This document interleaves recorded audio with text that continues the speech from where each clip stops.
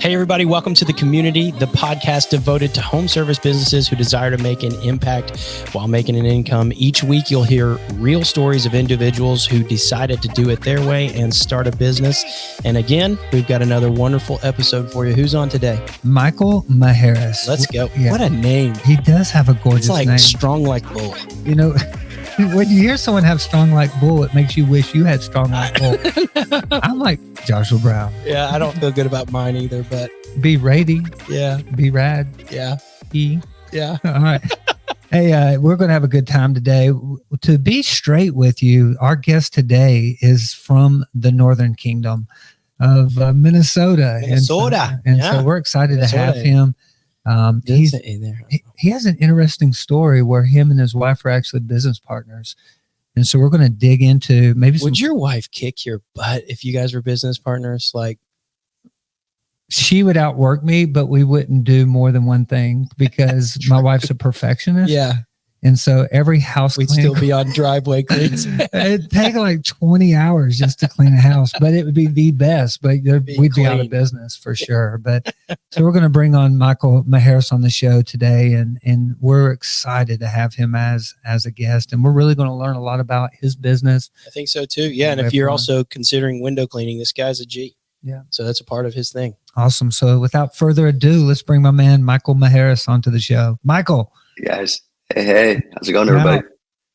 Hey, what a mustache, dude! You like that? I feel like it's a thing now.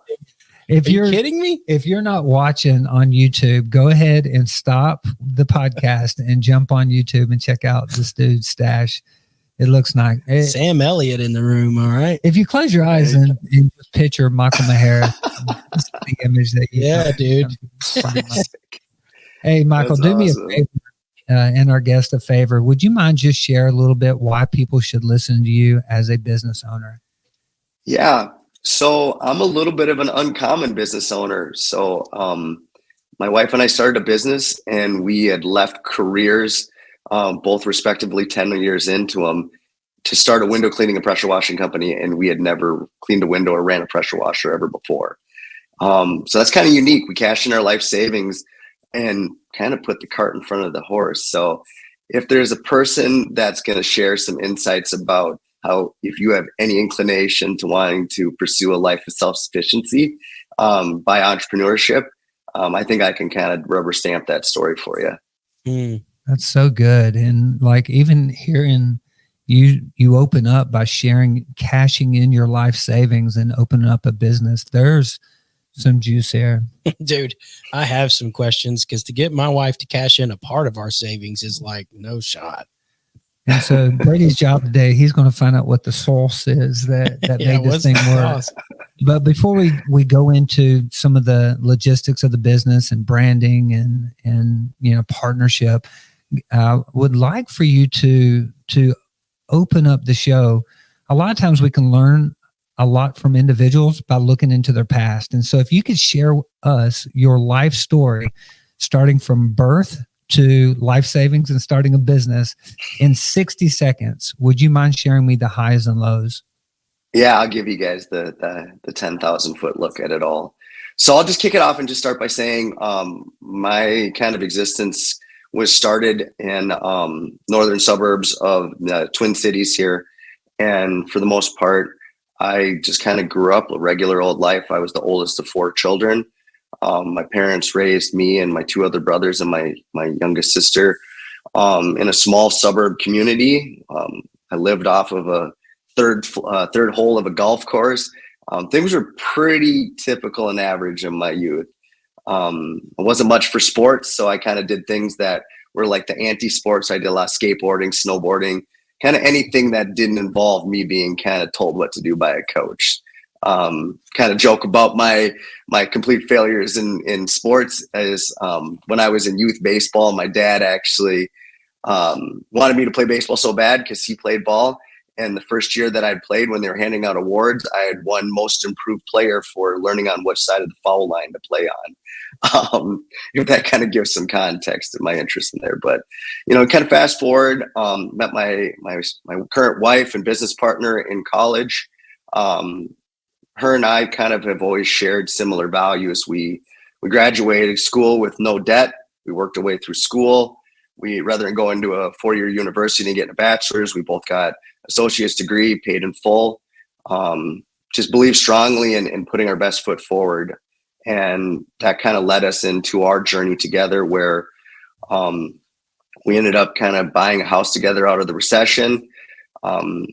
Had now our first child shortly after we purchased this house. It was a rehab house. So imagine a couple of broke 20-year-olds redoing a house, paying for it in cash, and raising a kid that we both were terrified of ever making a mistake and making anything difficult for this beautiful little girl. And as you kind of walk down that path over the course of probably 7 years, we were just diligent, hardworking, middle-class people. I worked in a career for a large telecommunication company, started from a frontline position all the way up into an executive sales position. She had, and that was what my background was sales and marketing, and her was accounting and finance. And she had worked her way in helping grow a small business from a couple $1 million to about, I think, 8 when she had finally left, working directly under the VP of finance. So as you kind of look at this great story of a couple of high school or a couple of college sweethearts kind of working our way through that dream, we became extremely dissatisfied with our whole entire plan. And I'll just kind of, shorten it up by saying we believed that we were kind of working in a pyramid scheme over time, where, the harder we worked for upward mobility in our current employers, the more it seemed like the people in those jobs above us really were enjoying their position and really liked a couple of hardworking people working below them, making their lives easier. So that's when we had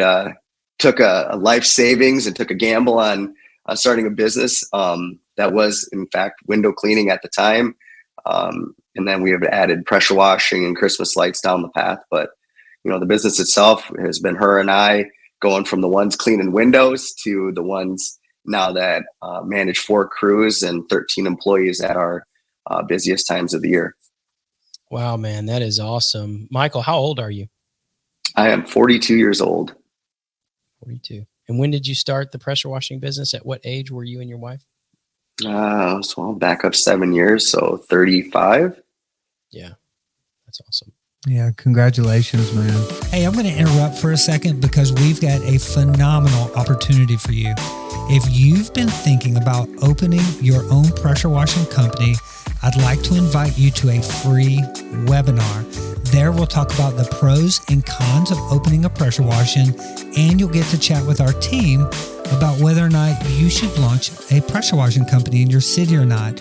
To register for this free event, go to pressurewashingpastor.com, scroll down to the little registration button, it's blue, and click on it, and we'll take care of the rest.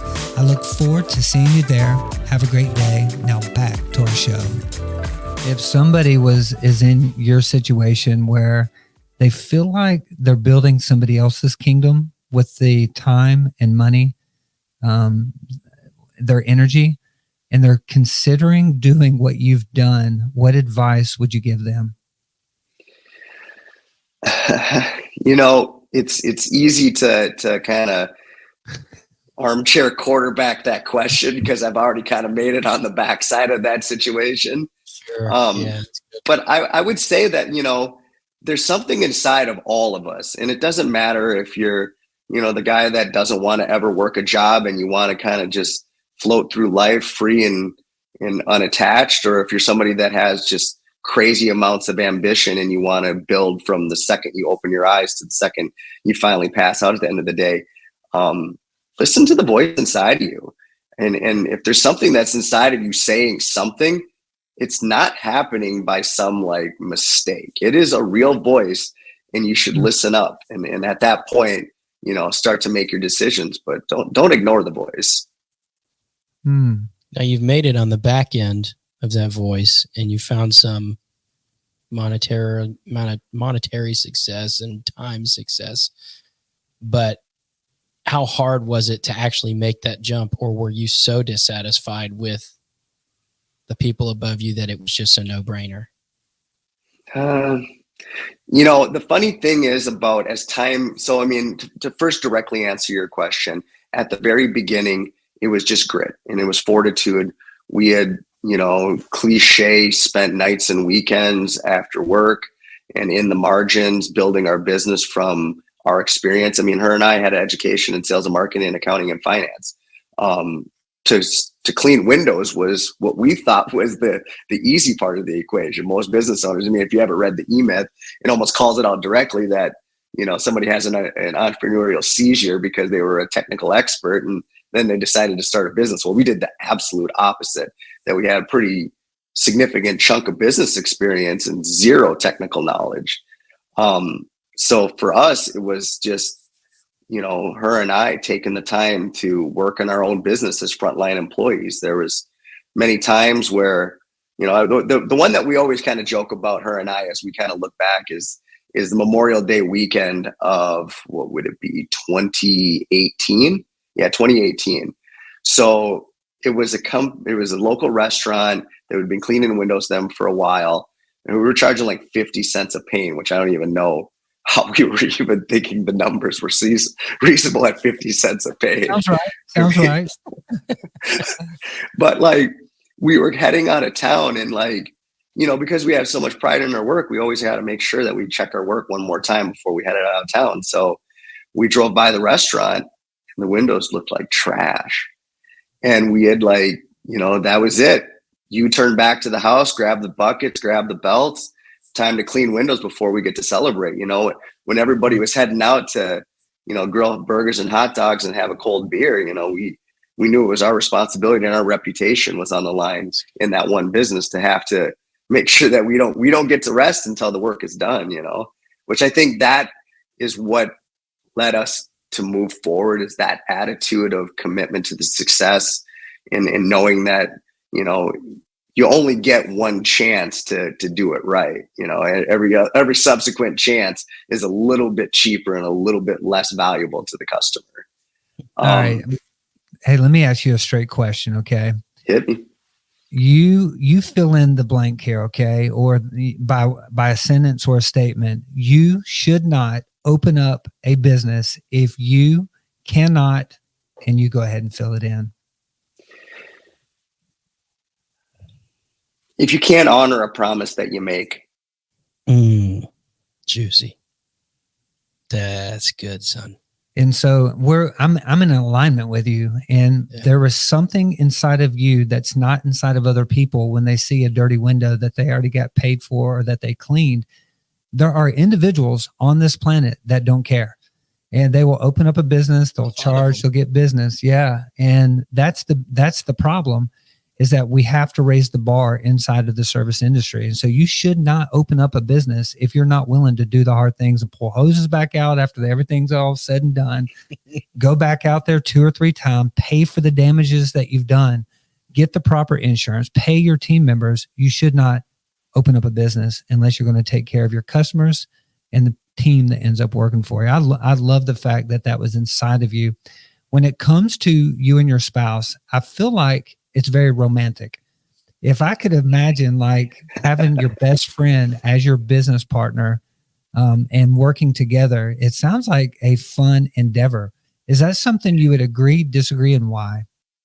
Yeah, I'm going to first say I agree. And I love my wife, and I know she'll see this and she'll hear me say I love her, because it is absolute 100% truth. Smart. But here's the hard part about, and I'm gonna say it like Barack Obama actually is, like him or hate him, right? He was pretty famous in saying, what's it like having, you and Michelle be so involved in your administration, right? And he goes, it's like living above the storefront. And he's like, you don't really ever get to turn it off. The business is there all the time, and it is, and it's happening inconveniently, and then sometimes extremely conveniently. And between her and I, we fortunately share a similar vision, and we have over time been able to, through the glory of God, find our roles really well. And she does great work at what she does, and I do great work at what I do. But it wasn't always that way. It was messy for a long time trying to understand that. And I think, partnership, what I think the saying is, the only ship that's guaranteed to fail is a partnership, in the, the context of, taking up what's already difficult to have a great marriage and then a great business, and then you mash them together, and then you at the time of starting the business, we had 3 kids under the age of 3, twins, by the way. Dude. Oh my goodness. Yeah. Hey, that makes me really. Hey, I've got to ask a question. Hey, we're really big on transparency here. Okay, Michael, is there any, I'm sure there's things you can't share, but I don't know if this is one of them, but what is one, or let's just do one. What is one of the biggest arguments you and your spouse have had in relation to the business that almost broke the business? Okay. I would say, well, I got to take a deep breath on this one, because I would say, like, there's so much about running a business with your spouse, and then also having the gender assignments of, like, I'm a guy, right? So we show up together, husband and wife, and everybody looks at me like I am, I'm the guy that I know everything about the work, and I know everything about the finances and the business and what's it like to grow the business. And she's co-signing on what I do. And that's kind of that cheap, approach to like a husband and wife business ownership. Right. But the truth is, if you guys know anything about, like, reading the book Rocket Fuel, or the visionary and the integrator roles, right? Like, I am like a visionary at the absolute core. I am flighty. I am like 100 ideas, maybe execute on 50% of one of them, where she is the one that is the true, like, she executes and she gets the work done and she understands it and she seeks out the efficiencies. So it's like, there's been so many times I was awarded inappropriate credit for her jobs that she was fantastic at, that put many divides in our partnership.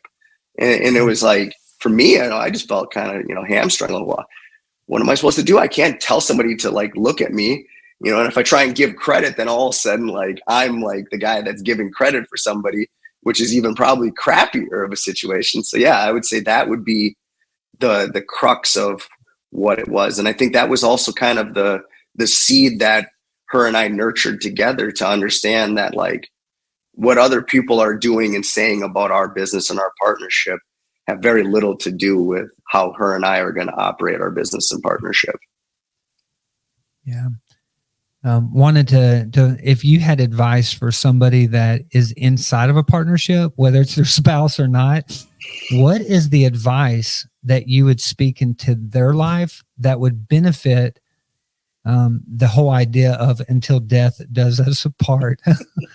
Yeah. What advice would you give? Yeah, I would just say use your blessings, right? We were blessed with 2 ears and 1 mouth. So, listen twice as much as you speak. Yeah, that's good. That's good, man. You are in a unique position where we, including Josiah, we're missing our third partner in crime right now, are in a partnership that we very much try to equate in almost every way possible to a marriage. You are in an incredibly unique position where that's literally true. And so I almost feel silly or even stupid a little bit saying, when I go home, it's so hard for me to turn it off. Bro, you can't. Have you learned how to divide work and home?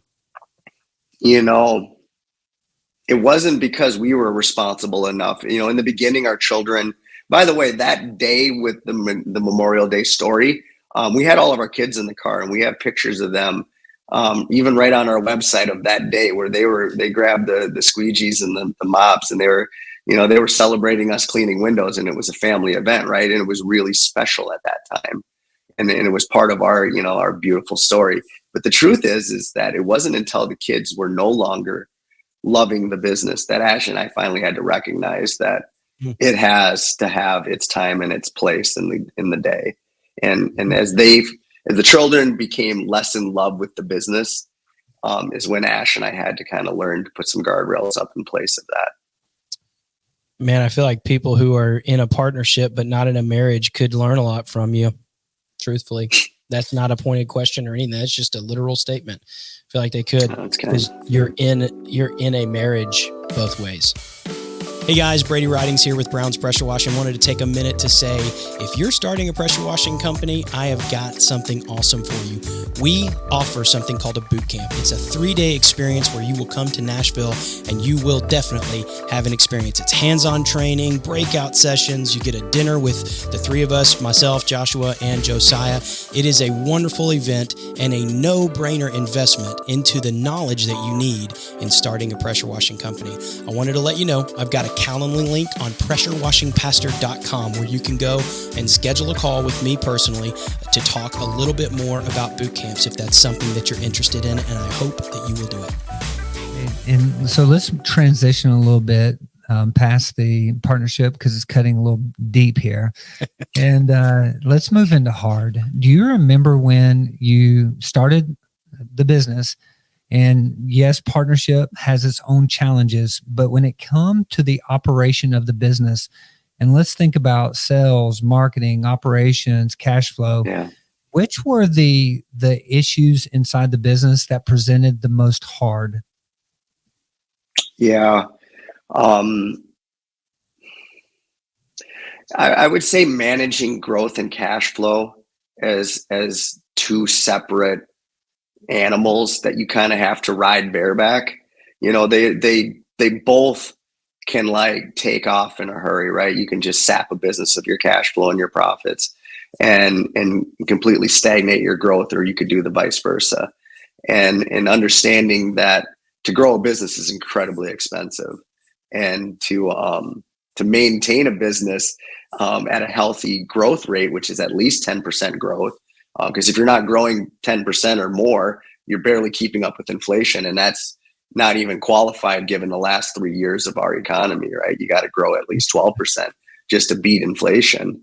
So to that end, when you kind of start to, you know, compartmentalize and itemize those two functions of your business, cash flow and growth, is when you have to kind of look at, okay, well, what are the inroads and the outroads to my cash flow and the inroads into the outroads of my growth, right? And that's where it was difficult for us to understand. We've had profitable years and flatline growth, and we've had, you know, negative years and tremendous growth. And looking back on it, last year was a big seminal moment in our business where we could finally wrap our arms around how to grow the business in a profitable manner. And I think that's the part of entrepreneurship that is just underappreciated, is how important it is to do those two functions at a very harmonizing manner. So I saw a guy cleaning some storefront windows in a coffee shop that I was in last week or the week before.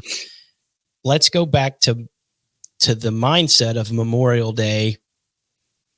You don't know cash flow. You don't know how important it is.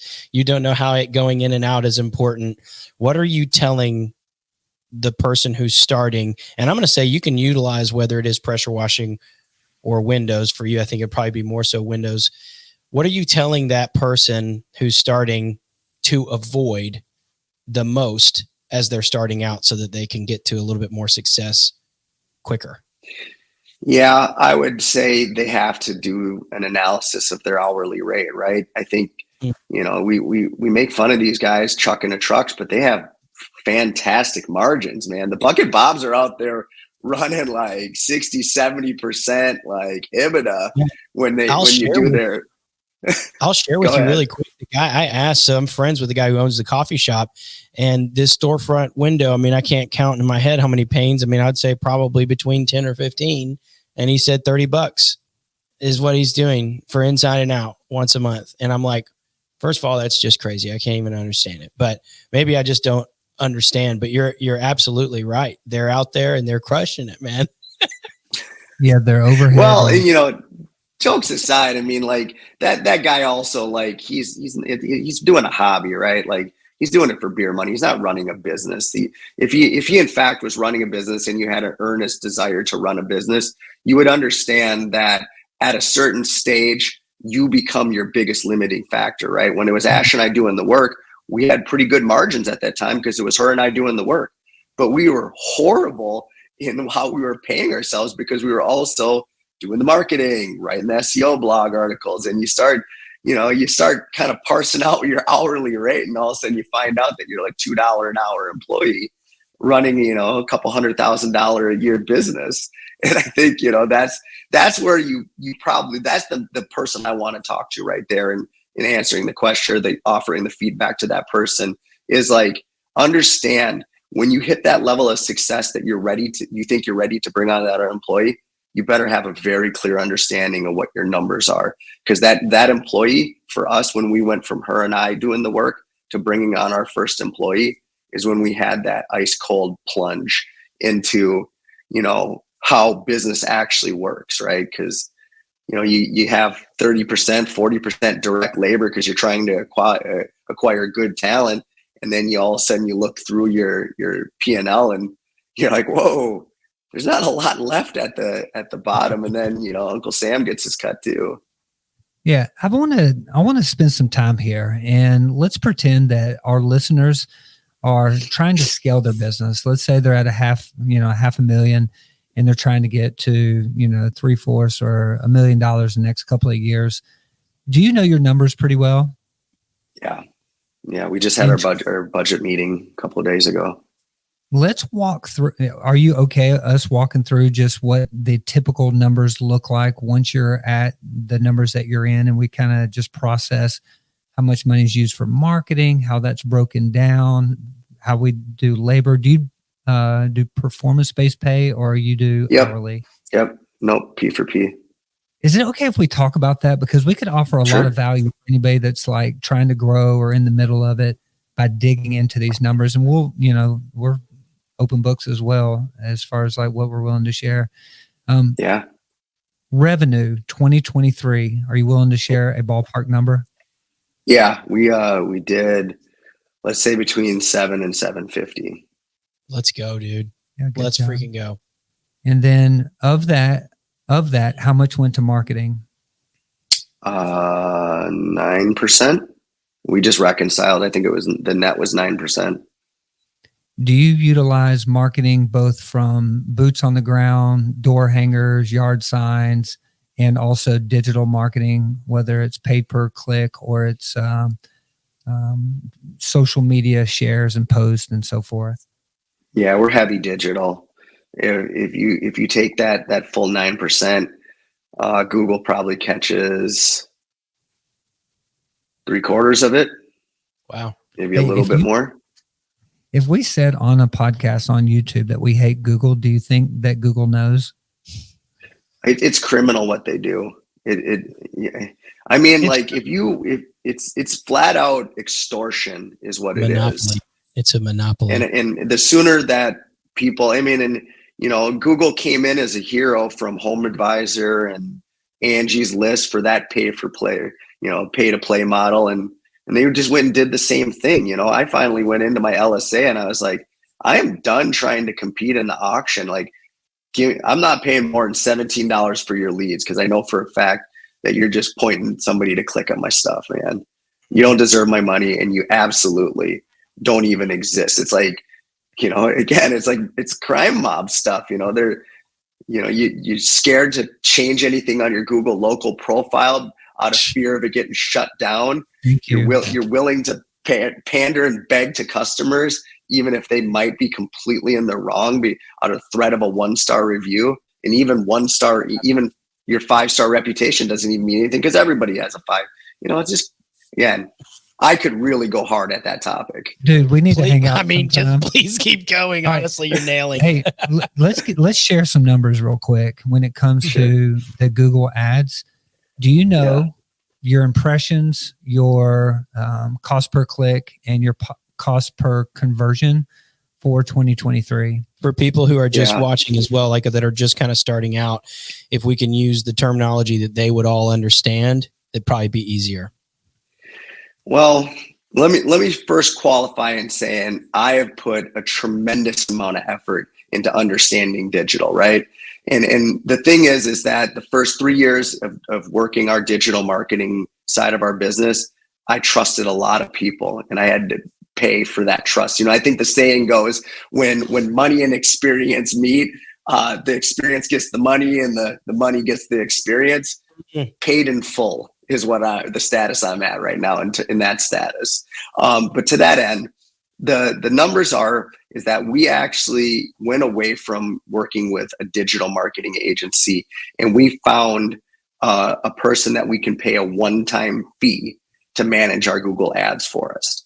And I'm not necessarily slandering any agencies, because there's great agency partners. We have great agency partners, but there's certain things when it comes to pay-per-click advertising that it's a set it and forget it kind of activity.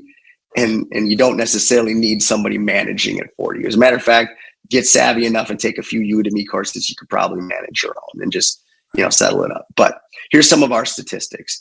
In 2023, our website received 1 million impressions. We had a little less than 15,000 direct clicks on our website. Of those direct clicks, about a third of those came from our organic SEO efforts. About a third of them came from our pay-per-click efforts, so Google PPC or Google LSA. And then the remaining third was direct traffic, where somebody had typed in Washmasters into Google, and they went directly to our website by means of searching our name specifically. So if you're looking at your parsing in your Google Analytics, direct traffic means somebody has searched directly for you or typed in your URL. Now, within the bucket of Google PPC, we were receiving on average about 400 clicks a month, and we were paying about $2.50 per click. And we had a conversion rate of a little less than 1% on a click.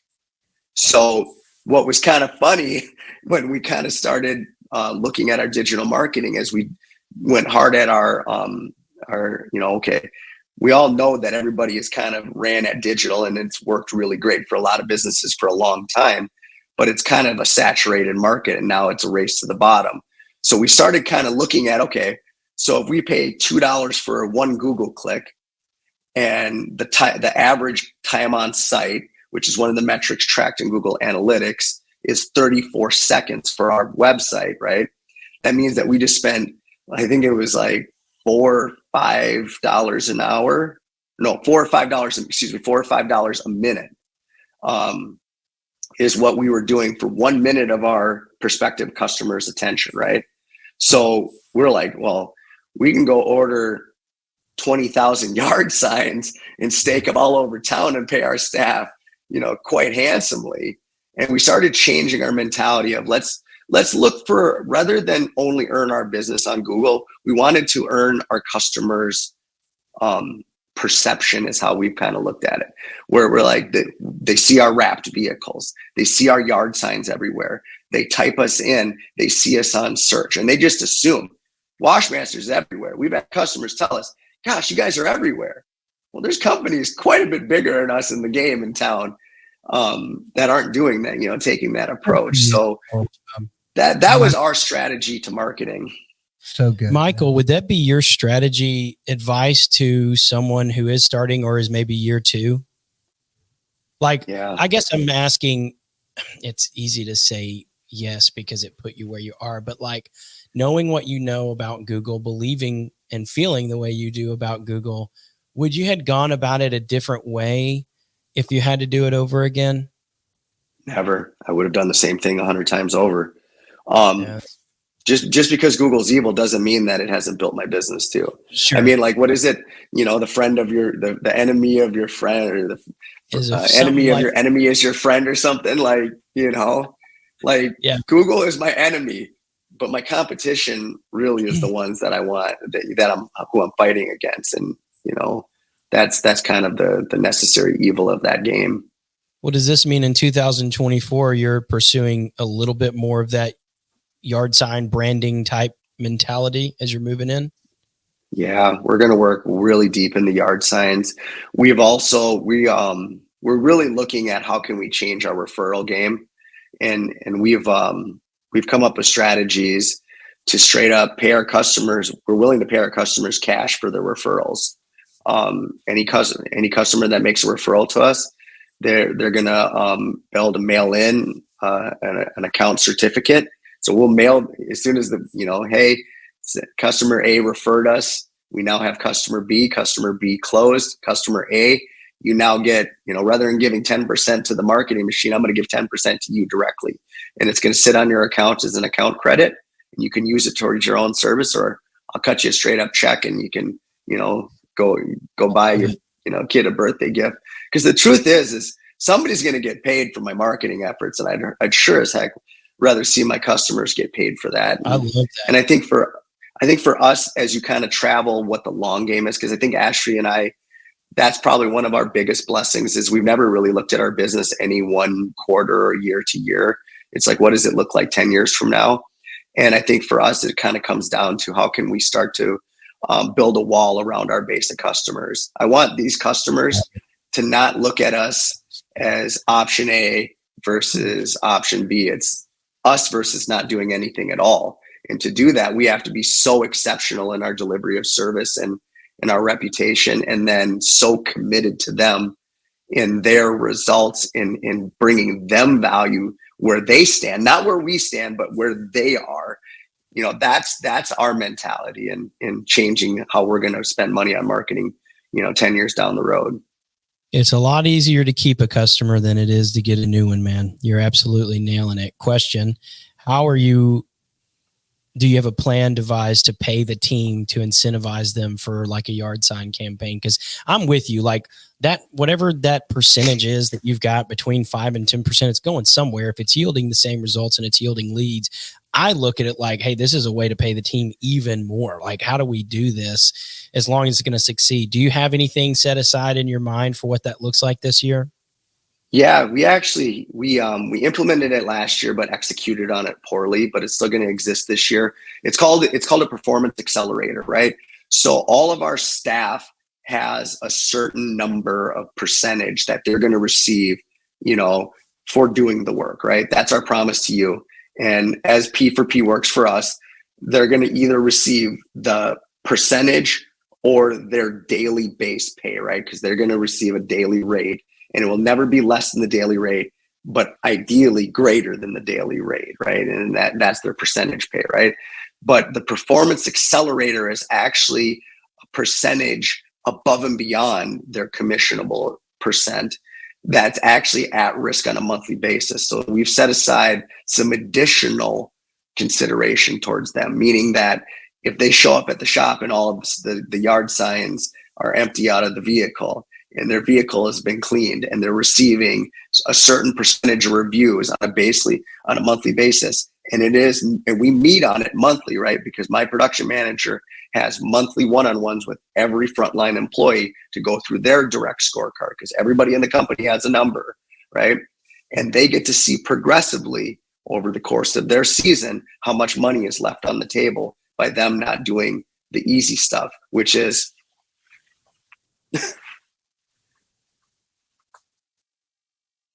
the things that you just mentioned. Can you hear us? Check one. Okay. Hey, Michael, can you hear me okay? Yeah, I can hear you good.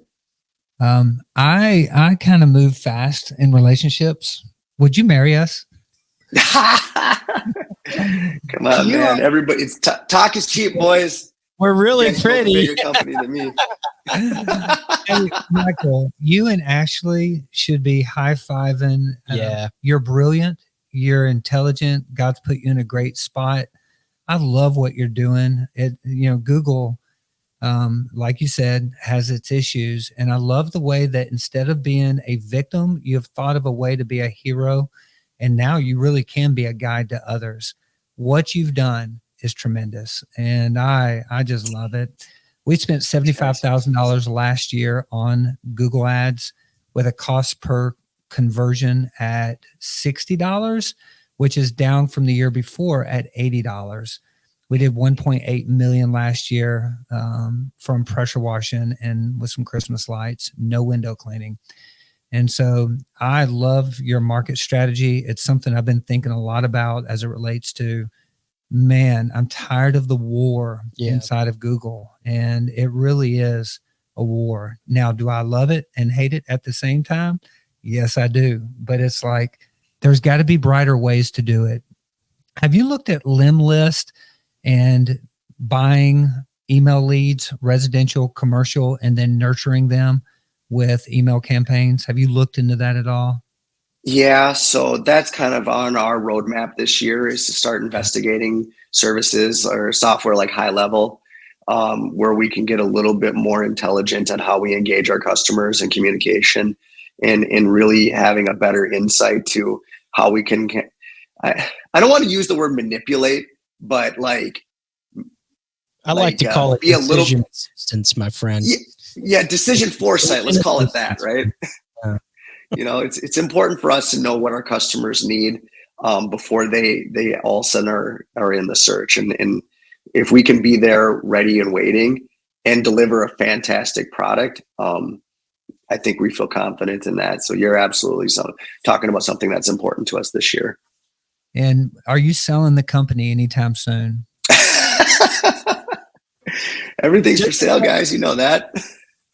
Everything has a price. That is awesome. And so I thought you were going to push back on that, because I assumed that you're building it for, because you can use the income and then purchase land or rental property and lifestyle assets.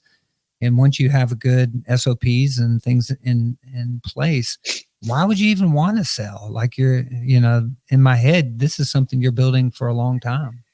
Well, and let me just say that, I responded to the question facetiously because, like, I think, and as a couple of gentlemen that are believers yourself, right? Like, everything we're doing down here is all temporary, right? And we're not, there's no hitch on our hearse. We don't get to take nothing with us.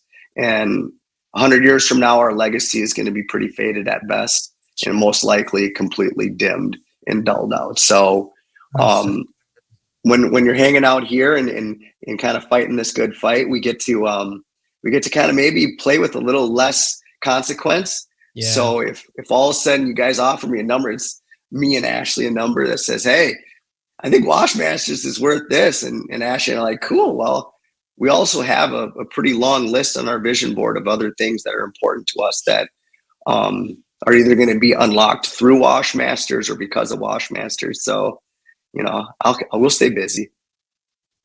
Yeah. So I think what I hear you saying is it's an option on the table. I mean, nothing should matter that much to you anymore. If we said a number that would look appealing, it would come along with the both of you.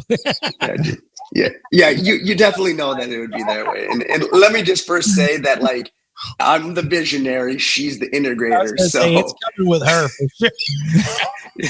and as somebody with a background of accounting and finance, you could rest assured that she'd be the one that signs any check. Yeah, I love it. I'm sorry to chat while you were chatting.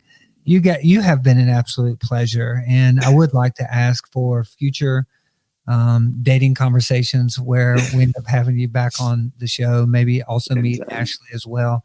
I think the integrator conversation would be just valuable, because she'll be pulling you back down every time that you get your feet off the floor. So I would enjoy that.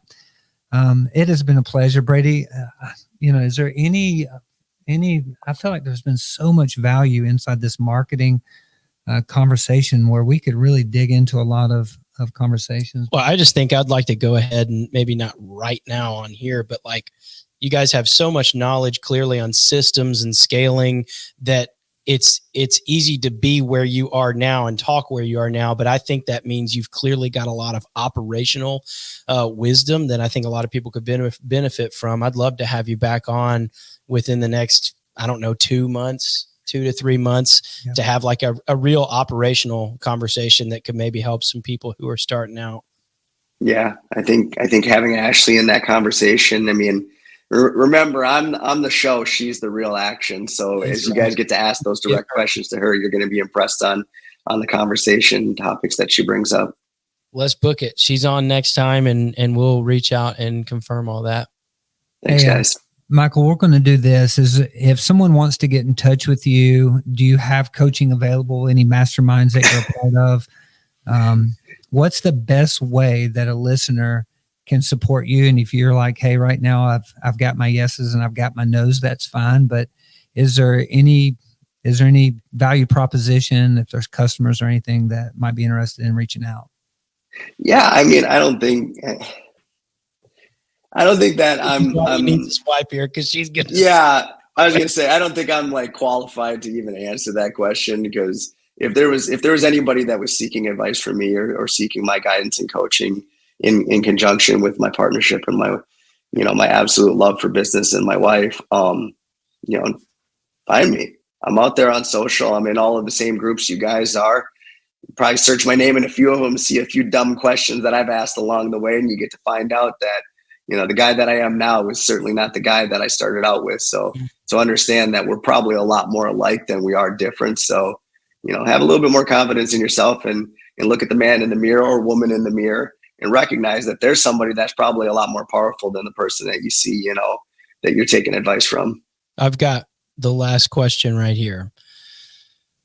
You're going back in time to year one. What's your number one book recommendation that's out there right now for someone to learn quicker than you learned? Oh, man. Because if you're still here listening at this point, you need some juice, some sauce. Yeah, you need some sauce, baby. Hey, it's not just one, is it? Yeah. Let's make it one, because then it devalues. What's the one book, dude? If you could go back in time and read it, you'd do it. Yeah, I mean, I think it's the cheap one is the E-Myth. I wish I would have been introduced to that one right away. But I think the complicated one probably would have been, something like David Goggins' book, that You Can't Hurt Me, right? Because